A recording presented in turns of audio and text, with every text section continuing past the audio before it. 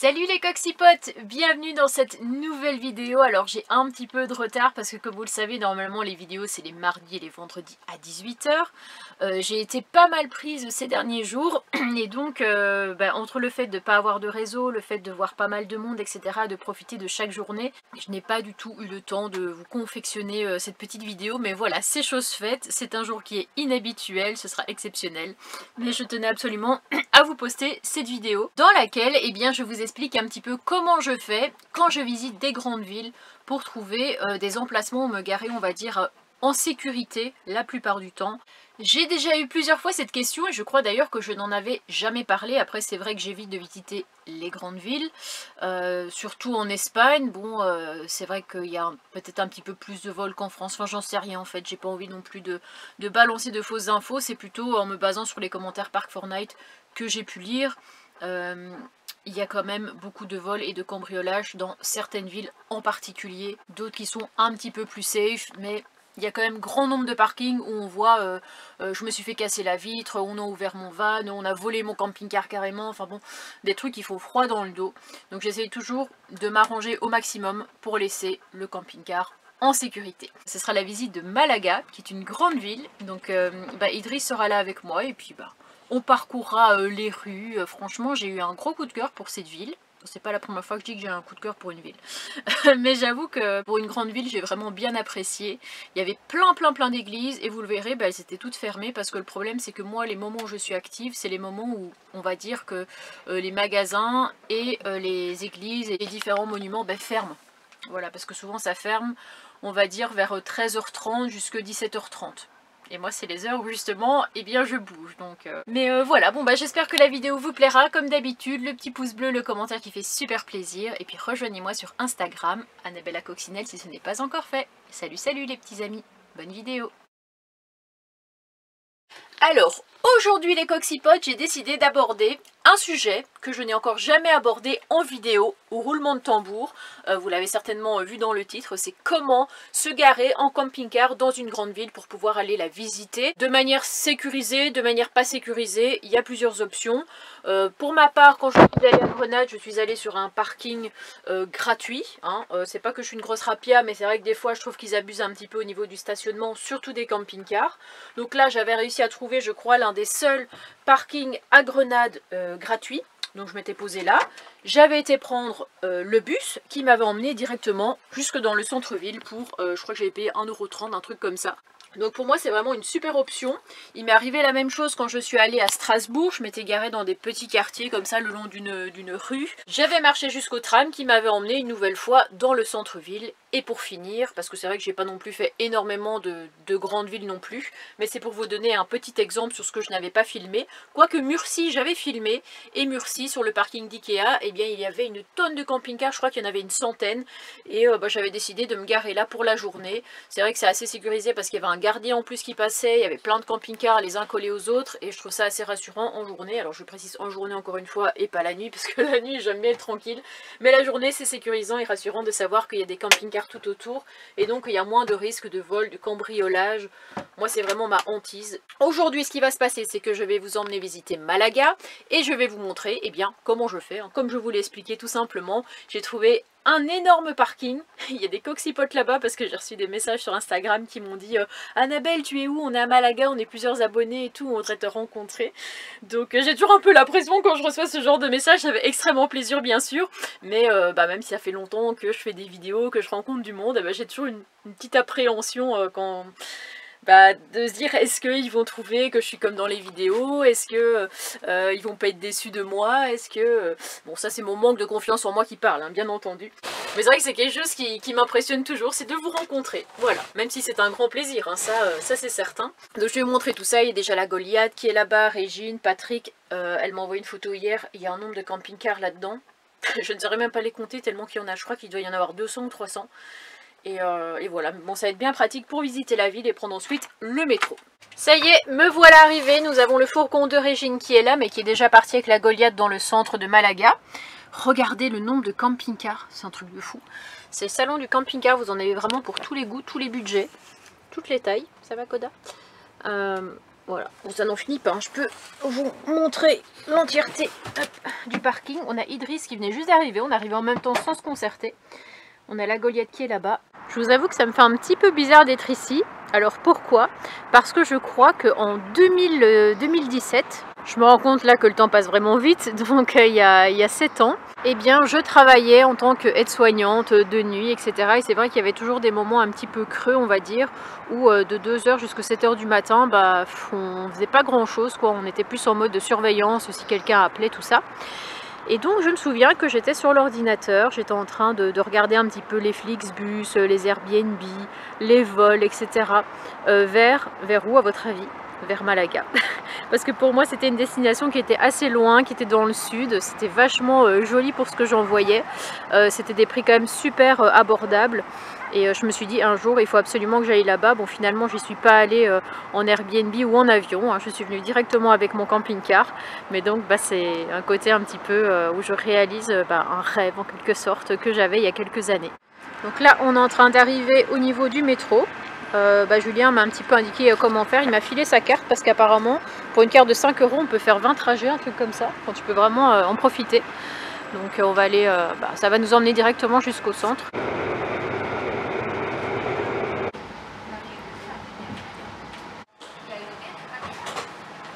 Alors après s'être trompé 2 fois de métro, pourtant il n'y a que 2 lignes, mais bon, on a quand même réussi à la prendre dans le mauvais sens. Eh bien, nous sommes enfin arrivés dans le centre de Malaga. Alors il y a vraiment tout un tas de trucs à voir ici à Malaga. Il y a différentes places, hein, un petit peu comme à... Ah non, je vais dire comme à Grenade, mais j'ai pas filmé Grenade. Mais ouais, il y a pas mal de places. Il y a un grand parc qu'on va aller voir tout de suite. Il y a aussi un petit peu comme à Barcelone, vous savez, la Boquera, un espèce de marché couvert. Et puis il y a un mirador, il y a l'Alcazaba, il y a un théâtre romain. Ici vous avez le port avec des énormes... c'est quoi? C'est des ferries? C'est quoi comme bateau? Paquebot, ils sont gigantesques. Je pense que c'est pour traverser pour aller en Afrique, tu sais, où tu mets les véhicules dedans. Ouais. Je pense que ça doit être ça, ouais. Alors on est à moitié arrivé dans une espèce de palmeraie. Regardez la taille des palmiers ici. Ils sont vraiment gigantesques. On en a un là aussi. C'est vraiment très très très beau. On entend même un petit peu des perroquets ou des perruches. Il y a un petit peu de tam-tam derrière. Et regardez la plantation. Regardez la nature tout autour. Franchement, on dirait presque qu'on est au niveau de l'Afrique, je sais pas, d'une savane. Et pourtant, bah non, on est bel et bien dans Malaga avec les bus qui passent, pas mal de circulation. C'est le Central Park un petit peu de Malaga. Central Park, voilà, c'est un petit peu le poumon de la ville, j'ai envie de dire. On a même ici des immenses bananiers, la taille des feuilles.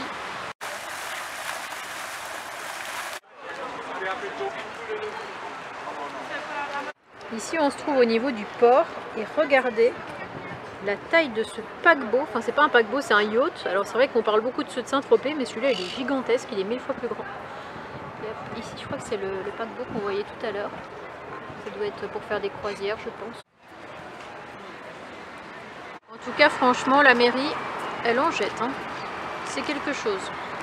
Bon, nous sommes en intervention pour sauver un pauvre petit pigeon qui a l'air très mal en point, coincé au bord de la petite fontaine, là. Non, il était plus à gauche. Je crois qu'il était là quelque part. Je sais pas si on va savoir descendre, par contre, parce que c'est un peu compliqué. Ou alors, il est là. Regarde, il est coincé dans l'eau. Super. Bon, voilà. C'est un sauvetage réussi, mais bon, mal en point, quoi. Mal en point, je sais pas s'il va pas se faire manger par un chat, le pauvre. Le pauvre. Oh, il fait vraiment de la peine. C'est un peu cardiaque. Ouais. Bah écoute, au moins il sera mort, il sera pas mort tout seul, tu vois. On aurait été là pour l'assister dans ses derniers instants. Bon, bah rip. Idriss est en train de lui faire une petite sépulture. Il a les yeux qui s'ouvrent un petit peu, mais il est en train de mourir, quoi. Je le laisse quand même au cas où qu'il reparte, parce que ça m'étonnerait. Donc là on est en train de grimper vers l'Alcazaba, mais bon c'est surtout pour la voir de l'extérieur. Je sais pas si on aura une... Quoi? Les fleurs du paradis. Oh elle est belle. C'est fleurs du paradis je crois qu'on appelle ça. Je sais pas. Je vais prendre ma petite appli tu vois et puis je vais pouvoir le savoir. Mais ouais comme je disais ça grimpe beaucoup. Et à voir si on sait avoir une jolie vue sur l'Alcazaba d'en haut. Et donc on a regardé, ça s'appelle l'oiseau de paradis, ou du paradis. Et c'est vrai que quand on regarde, ça ressemble un petit peu à un oiseau. Allez, direction le château.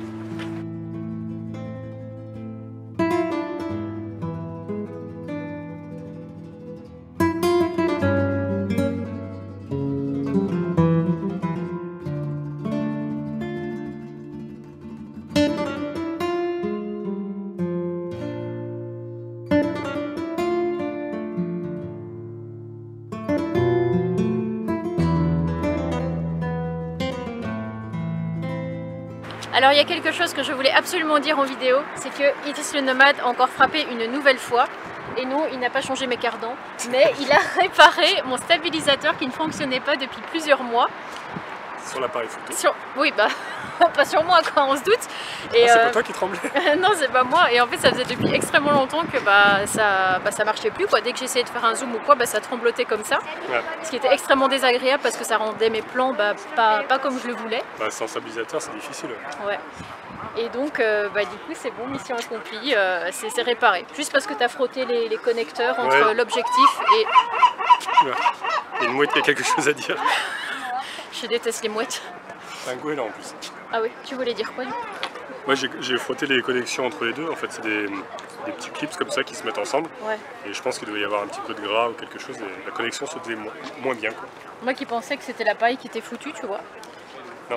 Voilà, vous pouvez remercier Idriss le nomade parce que c'est grâce à lui que les vidéos seront de meilleure qualité quoi. Elle m'inspire quand même pas trop confiance. Hein. Je crois que c'est des goélands, ouais. Ils sont grands comme ça et en plus ils ont des bagues, ils sont bagués. Ah bon? Ouais. Ils sont mariés. Peut-être. Bon voilà quoi. Là on arrive au niveau du sanctuaire de la Victoria, donc j'espère que c'est ouvert, qu'on puisse aller voir à l'intérieur parce qu'au vu des photos c'est vraiment super beau à l'intérieur. J'ai beaucoup dit à l'intérieur quand même. Regardez le mur, comment il est tout fin, on dirait que ça va s'écrouler. Mais malheureusement, je crois qu'encore une fois je suis arrivée sur les mauvais horaires parce que c'est fermé. Pourtant il est 15h30, donc je sais pas si c'est écrit au niveau des horaires ou pas. Mais c'est bien dommage. La seule fois où une des seules fois où j'ai vu une église ouverte, j'avais Coda. Voilà, super mal tombé. Et en redescendant dans la ville, je peux vous faire un plus joli plan sur l'Alcazaba.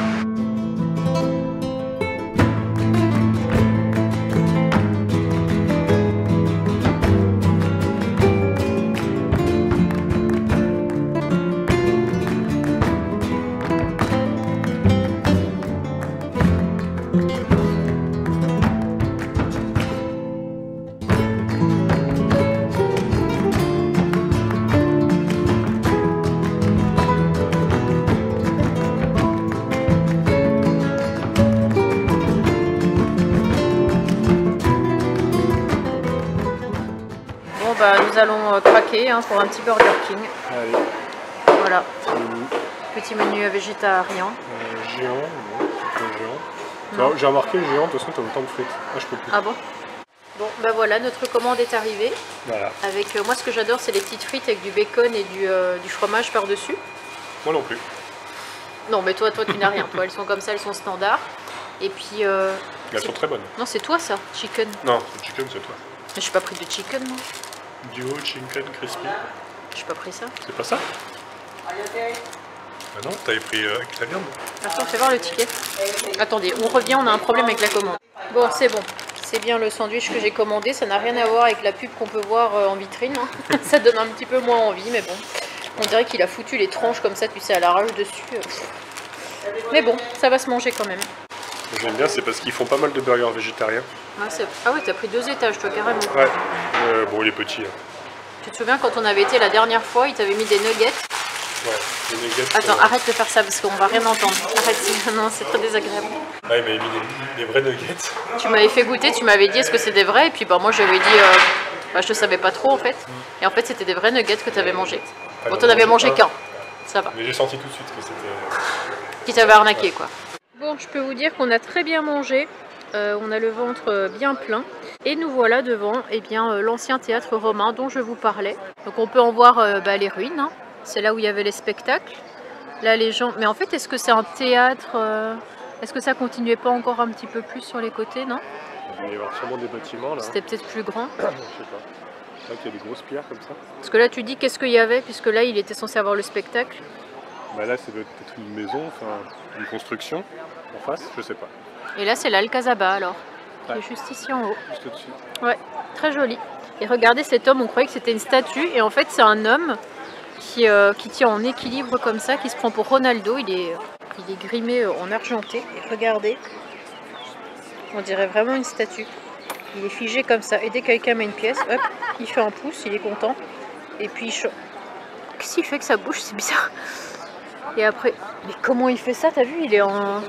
ralenti. Il est penché sur le côté comme ça. Je sais pas comment il fait. Impressionnant. Il a un super sens de l'équilibre, il n'y a pas à dire. Ouais. Je saurais pas faire ça, moi. Je serais déjà à terre. Rester sur une jambe. Là, on est parti sur une ambiance nord de la France, Belgique. Des petits murs en briques comme ça, rouges. Sur Google, ils avaient mis que c'était ouvert jusqu'à 20h30. J'avais quand même l'espoir, mais bon. Ouais, il y a des lumières, on dirait. Bah oui, ou alors c'est nous qui trouvons jamais l'entrée. On se dit que c'est fermé, alors qu'en fait, il faut rentrer par une petite porte sur le côté. J'en sais rien, je comprends pas. Ça, c'est vachement joli en tout cas. Très bel édifice. C'est fermé. It's closed. Cerrada. Ça se dit Cerrada. Oui, fermé. Oui. Bon bah écoutez, notre petite visite s'achève. On a pu quasiment tout voir. Je pense qu'on va peut-être revenir demain, mais je filmerai pas quoi. Je vais pas revenir avec ma caméra.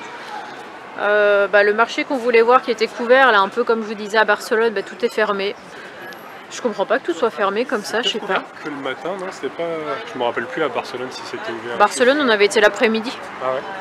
Bah, il y a encore un peu de lumière. Est-ce qu'ils ont fermé il y a pas longtemps? Aucune idée. Mais bon, on verra bien si on repasse demain devant. Peut-être qu'on aura l'occasion d'y aller. Allez, retour au camping-car et puis avant au métro. Hein. Bah ouais. Alors avant-hier, nous avons été à la plage. J'ai lancé le Kong à Koda. Koda n'a pas été chercher le Kong. Le Kong s'est fait emporter avec la mer. Et pendant 30 minutes, j'ai essayé de voir un petit peu où est-ce qu'il était. Mais il s'est littéralement fait emporter. Et vu le poids, il ne pouvait pas flotter. Donc aujourd'hui, je suis passée au magasin. Un peu un magasin comme Maxi Zoo. Donc il n'y en a pas vraiment beaucoup en Espagne. Voilà. Regardez, je lui ai trouvé un Kong. J'ai demandé au gars est-ce qu'il y avait des bleus parce que c'était un bleu qu'il avait. Et puis bon ben, je veux pas faire genre les filles du rose, les gars du bleu. Mais bon, il y a quand même des limites à la connerie. Je pense que ses potes Médor vont un petit peu se foutre de sa gueule quand ils vont voir qu'il a un Kong rose. Même si pour lui, je pense qu'il en a rien à cirer. Il se dit oh, la balle est revenue. T'as vu? La balle, elle est revenue, Doudou. Elle est revenue de la mer. Bon bah écoutez, comme je n'allais pas croiser d'autres magasins dans ce style-là avant peut-être 2 semaines et qu'il lui fallait absolument un Kong, eh ben je lui ai pris celui-là. C'est pas très grave, ça fera le même effet. Va-t-il l'aimer autant? Telle est la question. Tu es assis? Tu attends? Tu prends. Ouais, trop cool, dis donc. Un nouveau jouet. Bon, à mon avis, je pense que ce Kong va passer un sale quart d'heure. Et cette fois-ci, j'ai pris des friandises adaptées en fait qui se mettent dans le Kong parce que la dernière fois, soi-disant, ce Kong c'était taille L. Attendez, qu'est-ce que c'est écrit? Ouais, c'est écrit taille large. Donc moi, j'avais pris des petites friandises comme ça, taille large, sauf qu'en fait, elles ne rentraient pas dans le Kong. Donc je les ai achetées un peu pour rien. Enfin, quelque part, je lui donnerai quand même les friandises. Et donc là, j'en ai racheté vraiment des adaptés. C'est vrai que ça coûte bonbon l'air de rien parce qu'un Kong 13 balles, on se le dise hein, quand même, c'est pas pour faire ci ou ça, mais juste pour vous tenir au courant, 13 balles et ça 9 balles. Hors de prix les trucs Kong, mais bon, après ça lui plaît bien et ça dure, donc c'est ça qu'il faut voir dans le temps. Bon ben j'espère que cette vidéo vous aura plu, comme vous l'avez vu, petite visite de Malaga, etc. Cette nuit-là j'ai dormi sur le spot. Ça a plus ou moins été avec mes boules caisses parce qu'il faut savoir qu'on est vraiment collé à l'autoroute. Hein. Vous le voyez d'ailleurs quand je vous filme, etc. On voit l'autoroute sur la vidéo, les voitures sont vraiment pas loin. Cette nuit-là, ça a encore été, mais je crois que 2 jours dans une grande ville pour une hypersensible au bruit, c'est pas possible. Donc vous verrez dans la prochaine vidéo que j'ai dû m'enfuir totalement du spot en pleine nuit. Crise d'angoisse et migraine oblige. Je vous fais de gros bisous. Et puis je vous retrouve dans la prochaine vidéo. Ce sera mardi. Salut salut les petits amis. Portez-vous bien.